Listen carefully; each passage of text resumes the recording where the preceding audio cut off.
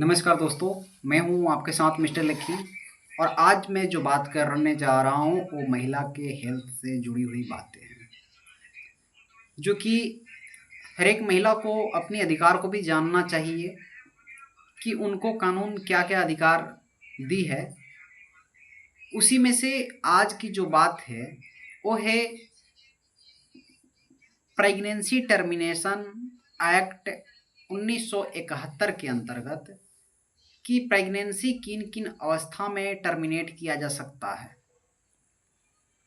यानी कि उनकी जो गर्भपात है वो कब-कब कानूनन तौर पर वैध मानी जाती है। जैसे कि किसी महिला की जान की खतरा है, तो उस अवस्था में जो प्रेगनेंसी को टर्मिनेशन किया जाता है, यानी कि उनकी गर्भपात की जाती है, वो वैध मानी जाती है। या किसी महिला की मानसिक स्वास्थ्य सही नहीं है, तो उस अवस्था में वो जो गर्भावस्था है उसे टर्मिनेट किया जा सकता है। अब बात करते हैं कि किसी महिला को रेप से जुड़ी हुई प्रेगनेंसी है, यानी कि कोई व्यक्ति रेप किया हुआ है और उनकी प्रेगनेंसी की ठहराव हो गई है, तो उस अवस्था में जो उनकी प्रेगनेंसी है उसको टर्मिनेट किया जा सकता है। गर्भ निरोध कोई गोली खा लेते हैं, विवाहित महिला हो चाहे अविवाहित महिला हो, और उसके बाद उनके शरीर पर गलत प्रभाव पड़ता है, तो उस अवस्था में जो प्रेगनेंसी है टर्मिनेट किया जा सकता है। अब बात करते हैं कि किसी महिला के गर्भ में पल रहे बच्चे की स्वास्थ्य से संबंधित कंडीशन सही नहीं है।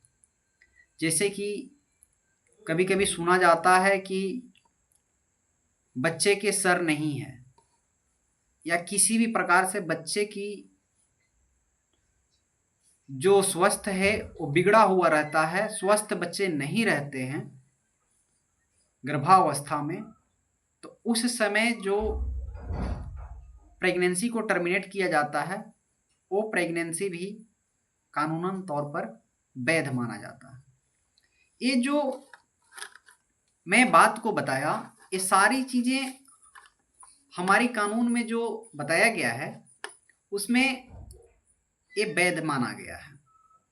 अब बात करते हैं कि कब प्रेगनेंसी जो है टर्मिनेट करने पर, यानी कि गर्भपात करने पर गैर कानूनी यानी इलीगल हो जाता है। जैसे कि बिना महिला की अनुमति के